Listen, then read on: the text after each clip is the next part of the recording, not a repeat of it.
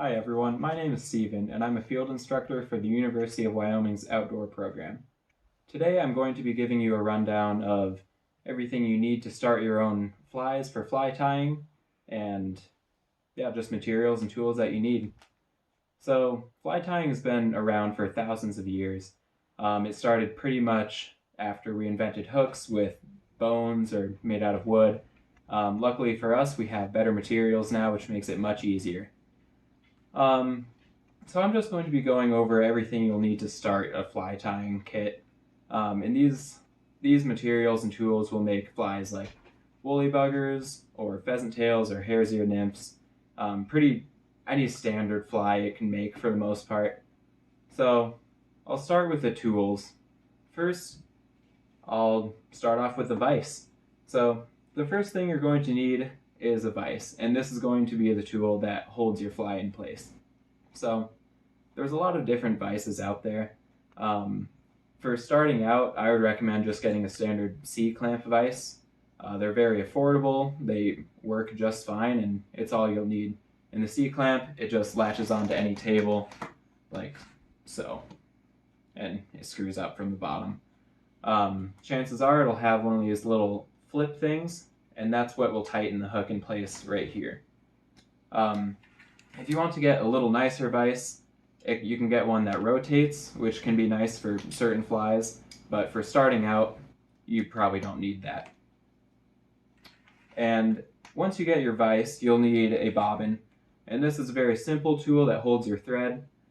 Just looks like that. Your thread will sit in those little spokes there, and then it comes through the top, and that just makes it easier to control your fly tying. The next thing that you'll need is a pair of fly tying scissors. Definitely invest in a pair of fly tying scissors. They're much sharper, they last a lot longer than ordinary scissors, and they're also not very expensive. They're up to $10 pretty much for a low-end pair, but like I said, they last a long time. Our next tool will be a whip finisher. This is a tool that'll cost you about $5. It just helps for finishing the knot on a fly, so it makes it nice and secure, and it's much easier to use this when you're starting rather than learning how to do it just with your hands.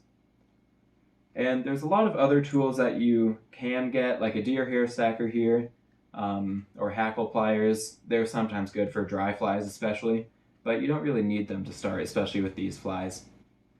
And all of these tools here, there are kits that have all of them. Like I know Cabela's has a deluxe fly tying kit that has all these tools and the extra tools for $49.99. So that can be a good one if you're interested in just getting all of them right away. And those are pretty much the only tools you'll need right away. And that'll take us into our materials. So obviously when you're tying flies, you're going to need some hooks. I would recommend with a few sizes of hooks to start with. First is going to be our smallest one. It's a size 16 scud hook, and this will be used for zebra midges or smaller scuds or any other midge pattern, and that'll run you about $5 to $8 probably, so not too expensive there, and they come in packs of 25 typically. To go with those, you can get a pack of beads. They'll run probably around the same price, a little bit less, also coming in 20 or packs of 25. For that size 16, I would recommend getting a silver bead because that's a good color for midges typically. And the next hook and bead we're going to get is a size 14 hook. They're the same price as the 16s, and I recommend getting like a gold color of bead for these ones. It'll give it a little more weight to get down and a little bit of flash, and it's also easier to tie with a bead. So those two, again, the hooks are about $5. Beads are going to be a little bit less, probably $3 to $5. And finally, the last size of hook that you'll need is a size 8 to 10 straight hook. These will be probably for woolly buggers when you're starting out. They're a nice little streamer pattern to have in your box. You can get a bead size that goes with these as well. I don't have any to show you right now, but feel free to do that if you want more weight or flash on your fly. And it'll be the same price for those, about $5 to $7. So those are the hooks I recommend starting out with. The next thing you'll need is thread. And thread is what starts out every fly. It's what holds it together and cinches the feathers and fibers down. So you'll need a couple different types I recommend to start out with. I recommend getting a 70 denier thread and a 140 denier thread. And those are just the sizes. I have the two sizes here. You'll see a 140 and a 70, if you can see that.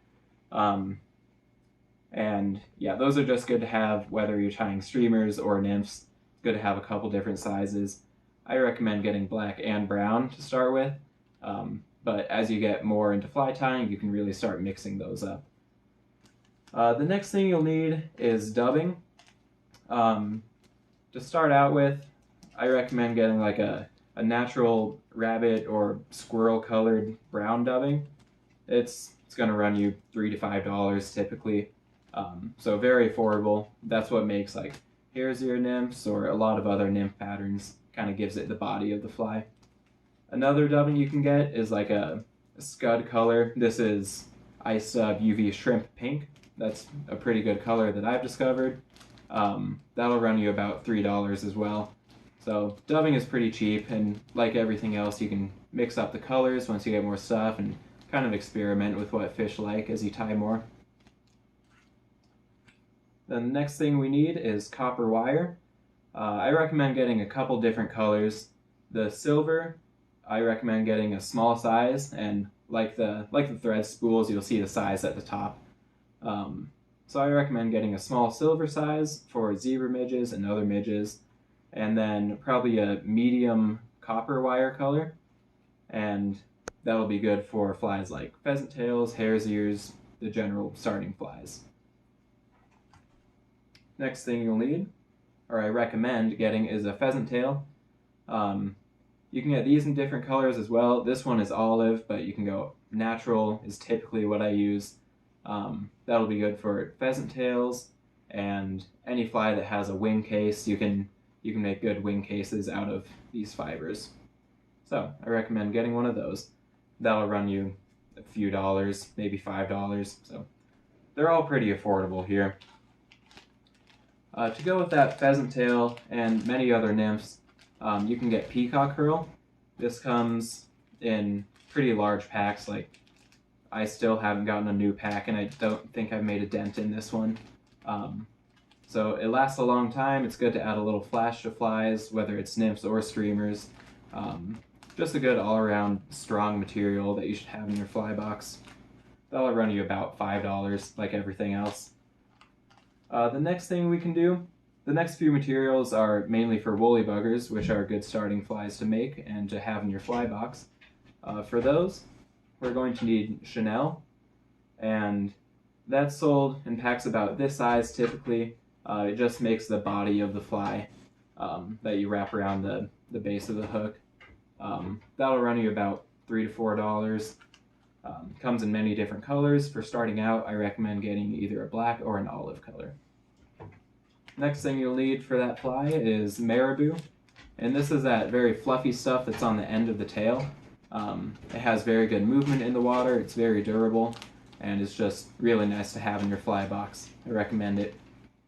The next thing we have for that woolly bugger is saddle hackle. This is what kind of gives it that leg body on the outside, like in the middle of the fly. That'll run you about $3 as well. And it's good for streamer patterns mostly, and it gives the fly a little more surface area going through the water and just makes it look a little more buggy.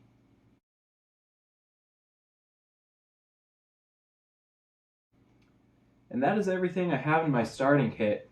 And it seems like this is a lot, and overall the price of these, if you get all of them, will be $90 to $100.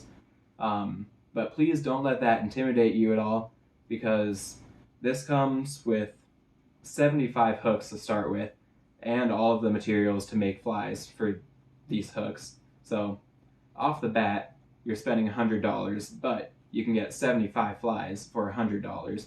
And if you've been fly fishing, or if you've just started fly fishing, you might know that flies are very expensive. So this can be a good reason to start tying flies and making your own. And tying flies is also a great way to kind of get into fly fishing if it's really cold outside or if you just can't go outside. This is a great way to kind of get into it a little bit more and take it to the next level. So that's all I have here. And once again, I'm Steven from the University of Wyoming's outdoor program. Let me know if you have any questions about these materials. I'll be happy to answer them in the comments. And thanks for watching.